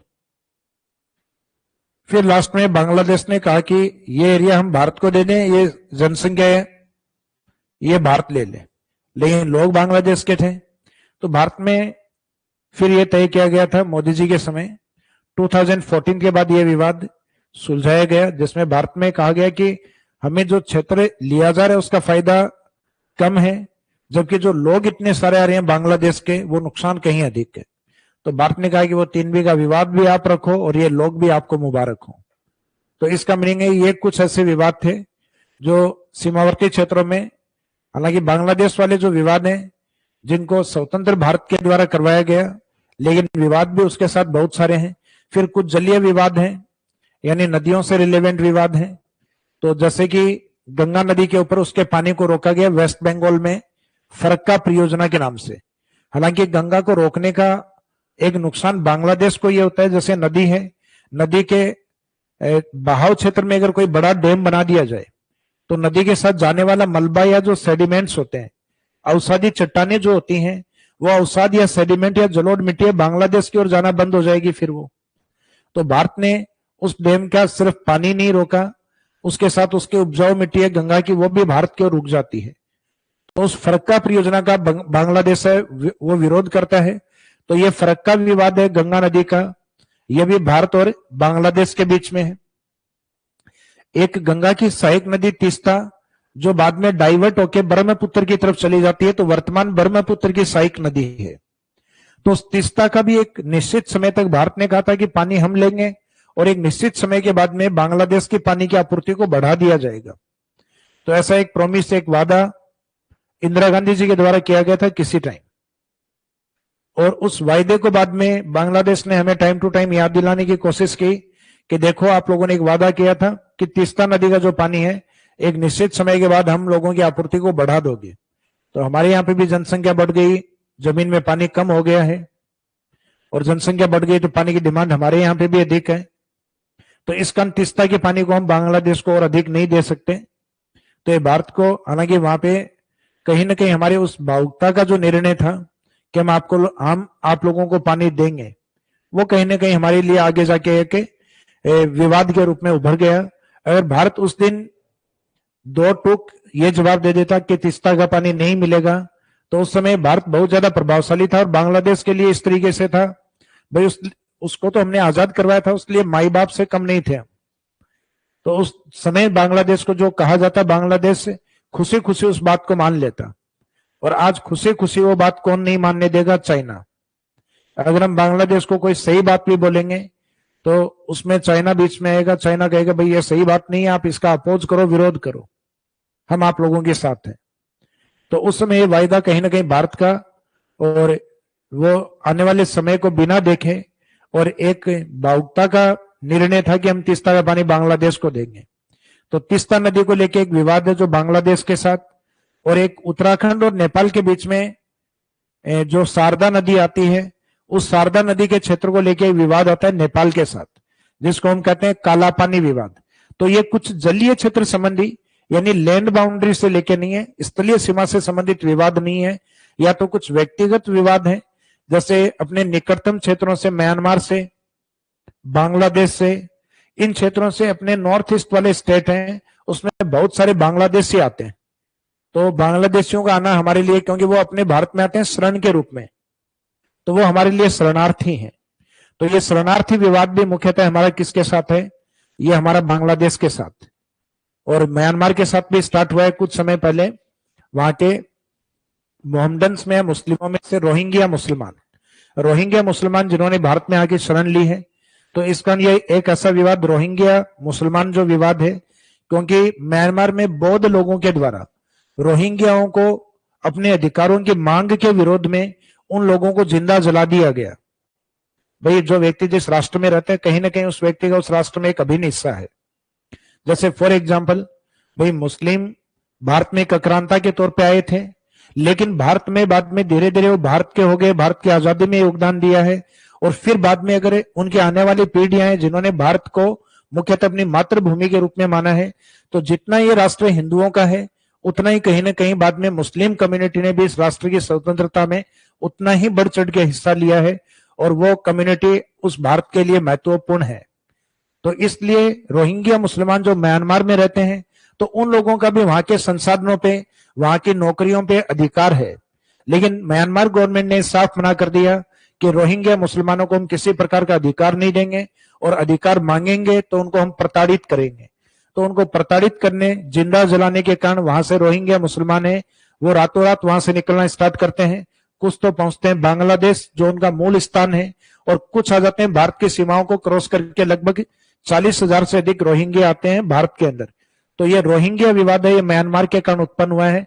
लेकिन कहीं ना कहीं रोहिंग्या मुसलमान ये भी मूलतः पहले बांग्लादेश से, फिर ये म्यांमार के, फिर वापस वहां से लौट रहे हैं, तो कुछ भारत की और कुछ बांग्लादेश की ओर।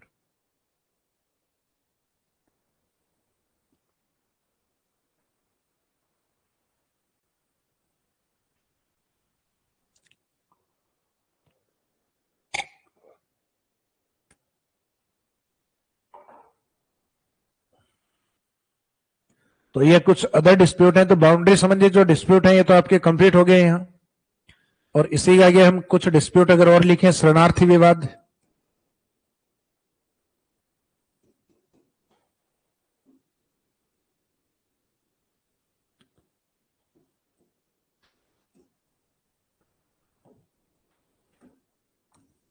तो ये शरणार्थी विवाद हमारा सबसे ज्यादा है बांग्लादेश के साथ। जहां एक अनुमान कहता है कि भाई 1 करोड़ से भी अधिक जो बांग्लादेशी हैं वो भारत में शिफ्ट हो चुके हैं। तो भारतीय संसाधनों पे अधिकार भारत का होना चाहिए, या भारत के लोगों का प्रायोरिटी पे होना चाहिए, और वहां पे उसका लाभ कौन ले रहे हैं? बांग्लादेशी। तो ये शरणार्थी विवाद है, ये किसके साथ है? बांग्लादेश के साथ।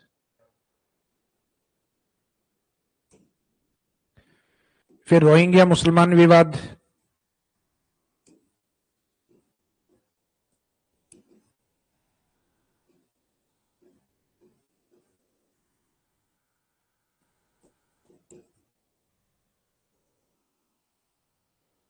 रोहिंग्या मुसलमान शरणार्थी विवाद।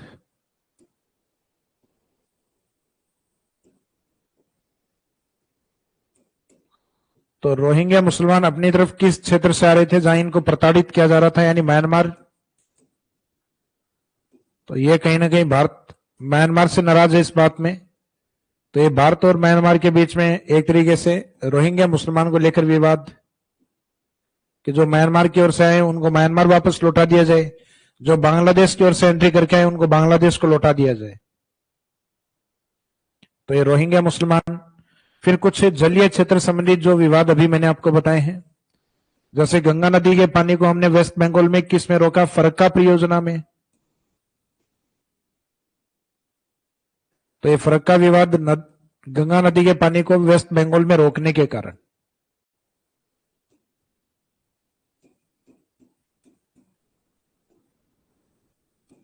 भारत और बांग्लादेश के बीच में उत्पन्न हुआ।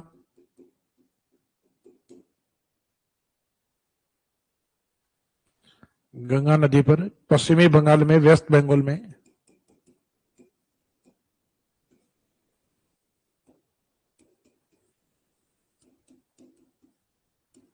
बांध बनाने के कारण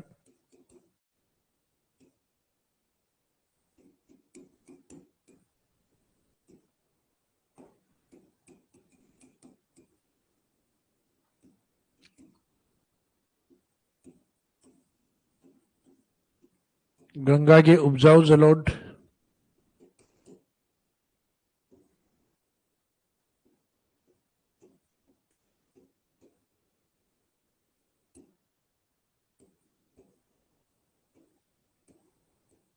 बांग्लादेश की ओर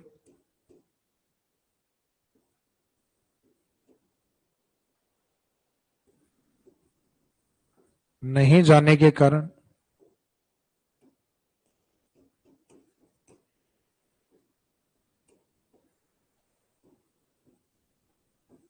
यह विवाद शुरू हुआ।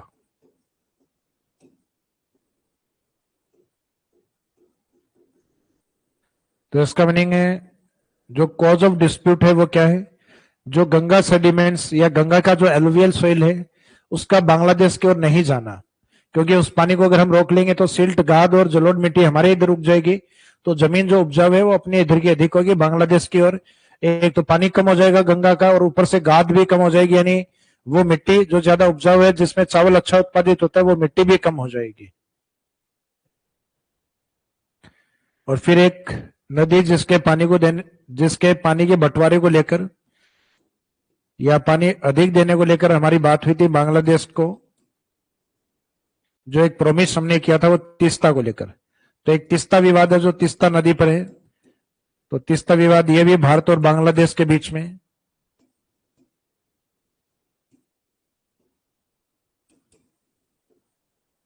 भारत और बांग्लादेश के बीच में।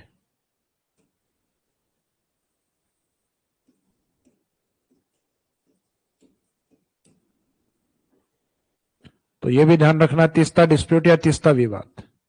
तो ये लास्ट में कुछ विवाद हैं जो आपको ध्यान रखने हैं। तो विवादों के अंदर अगर हम बात करें एक क्लॉकवाइज तरीके से, तो हमने गुजरात से स्टार्ट किए थे, पश्चिम से। लास्ट में एक बार इनका रिवीजन कर लेते हैं अपन।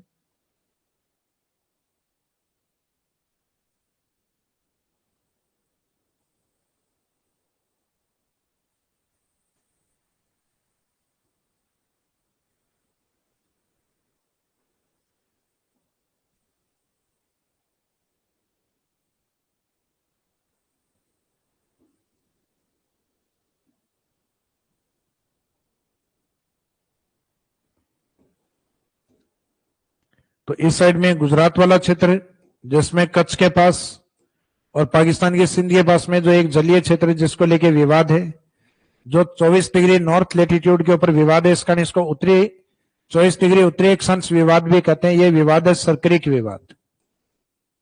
तो सरक्रिक विवाद गुजरात और यानी भारत और पाकिस्तान के मध्य, तो भारत के किस क्षेत्र से जुड़ा हुआ है, गुजरात से। फिर इस क्षेत्र में आता है सियाचिन विवाद। तो सियाचिन विवाद है, यह पाकिस्तान को लेकर है। इसी के पास में अक्साई चीन विवाद है, वो चाइना को लेकर है।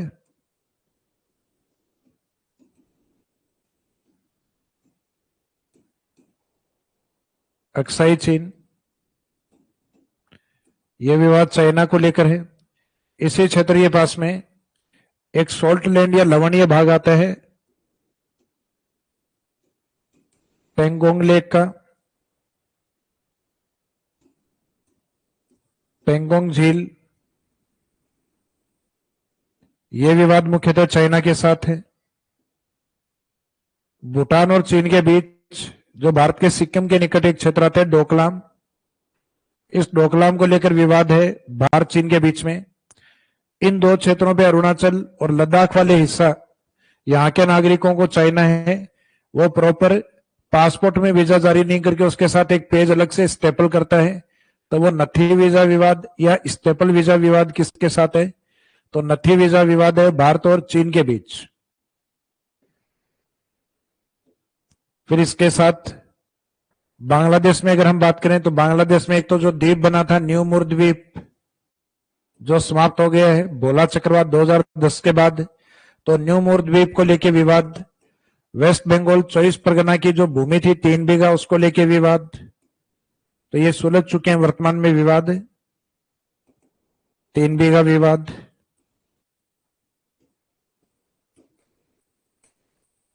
फिर बांग्लादेश से आए दिन कुछ लोग हैं बिना परमिशन के अपने इधर आ जाते हैं शरणार्थी के तौर पे। तो शरणार्थी समस्या भारत में जो सबसे गंभीर समस्या है वो बांग्लादेशियों का आना है। तो ये शरणार्थी विवाद है, ये कहीं ना कहीं बांग्लादेश के कारण म्यांमार की ओर से भारत की ओर लगभग 40,000 रोहिंग्या मुसलमानों का शिफ्ट हो जाना। तो ये रोहिंग्या विवाद या रोहिंग्या शरणार्थी है, ये भारत के लिए एक तरीके से समस्या म्यांमार के कारण। तो भारत म्यांमार, फिर कुछ नदियों का लास्ट में आपको बताया फरक्का परियोजना और तीस्ता परियोजना। तो फरक्का आपका गंगा वाला पार्ट है और तीस्ता जिसके ज्यादा पानी को देने को हमने स्वीकार किया लेकिन बांग्लादेश को नहीं दिया, तो वो भी अपने बांग्लादेश के साथ विवाद है। और एक नेपाल और उत्तराखंड के पास में एक नदी आती है शारदा या काली नदी, तो उसके क्षेत्र को लेके क्योंकि नेपाल उसके ऊपर डिमांड करता है, क्लेम करता है कि काली नदी का जितना भी क्षेत्र है वो कंप्लीट हमारा है। यानी यहाँ पे सीमा के ऊपर काली नदी है, तो काली नदी तो भारत के अंदर तक के एरिया को नेपाल है वो क्लेम करता है, जबकि भारत कहता है जो काली नदी है वो इन दोनों के बीच में बाउंड्री है, सीमा बनाती है। तो इसका मतलब उसका कुछ अधिकार क्षेत्र भारत का भी होगा और बाकी जो अधिकार क्षेत्र है वो नेपाल का भी होगा। तो ये लॉकडाउन वाले पीरियड के अंदर एक विवाद स्टार्ट हो गया था, यानी 2020 के अंदर। तो विवाद तो पहले से है लेकिन बीच में फिर इस विवाद के अंदर दोनों राष्ट्रों ने मिलकर सुलझा लिया। लेकिन फिर काली नदी के पानी को लेकर यह काला पानी विवाद के नाम से प्रसिद्ध है। तो ये काला पानी विवाद सीमावर्ती जो विवाद है वो कौन से राष्ट्रों के बीच में है? तो ये भारत और नेपाल के बीच में। और भारत में इसमें कौन सा स्टेट आता है? तो उत्तराखंड, जो यूपी से नॉर्थ में अलग हुआ था स्टेट उत्तराखंड या उत्तरांचल वाला जो पार्ट। तो इसके साथ आज का जो टॉपिक है यानी जो बचा हुआ इंडियन ज्योग्राफी का भाग था अपना, समुद्री जो अधिकार क्षेत्र है और उसके बाद में जो सीमावर्ती विवाद है, तो ये पार्ट अपना कंप्लीट हुआ। तो फर्स्ट टॉपिक अपना कंप्लीट हो गया। इसके बाद में जो नेक्स्ट चैप्टर रहेगा इंडिया के फिजिकल डिवीजन भौतिक प्रदेश, जो काफी लंबा टॉपिक रहने वाला है क्योंकि इंडियन ज्योग्राफी में सबसे लंबे टॉपिक में फिजिकल डिवीजन वाला टॉपिक ही है। और सर सेकेंड ग्रेड का जो कोर्स है क्या एसएसटी में भी स्टार्ट करेंगे? तो बिल्कुल करेंगे। देखो टीचर्स के जैसा ही मैंने पहले भी बताया था कि लास्ट संडे को वैसे तो अनाउंसमेंट होने वाला था लेकिन किन्हीं कारणों से व्यस्तता के आधार पे नहीं कर पाए। तो अब जो आने वाला जो अपकमिंग संडे यानी जो 2 या 3 दिन बाद नहीं होके जो नेक्स्ट संडे है उससे पहले पहले सेकंड ग्रेड का और एक जो सीईटी का जो या एलडीसी का जो कोर्स है जिसका एग्जाम आपके जून जुलाई में है, तो दोनों ही स्टार्ट करने जा रहे हैं हम। तो सीईटी वाला और एलडीसी वाला है वो तो आपके इसी संडे को, जिसके आपके कोई मित्र वगैरह परिवार वाले कोई मिलने वाले जो भी हों तो एलडीसी वाले कोर्स के लिए वो अप्रोच कर सकते हैं। बाकी हमारे जो वर्तमान में जो चल रहे हैं, अच्छा सर कब से होगा? तो देखो कंफर्म डेट जैसा ही मैंने पहले भी कहा था टीचर से एक बार बात करके जो टाइम जैसा होगा उनका शेड्यूल जैसा होगा उसके अकॉर्डिंग बाकी कोर्स है वो नेक्स्ट वीक में सप्ताह में बुधवार के आसपास यानी अगले 5 या 6 दिन के अंदर स्टार्ट हो जाएगा, विद इन 1 वीक के अंदर। तो आज के इस क्लास को हम यहीं कंप्लीट करते हैं। इस टॉपिक से रिलेवेंट अगर कोई क्वेश्चन आपका हो तो वो पूछ सकते हैं।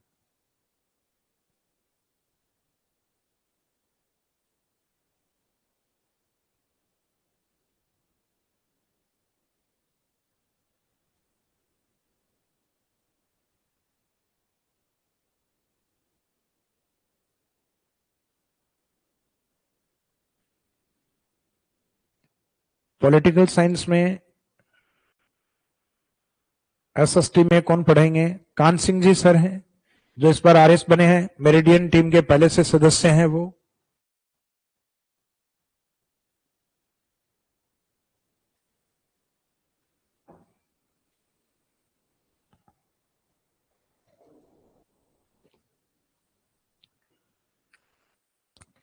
तो टॉपिक को लेके किसी की कोई क्वेरी है?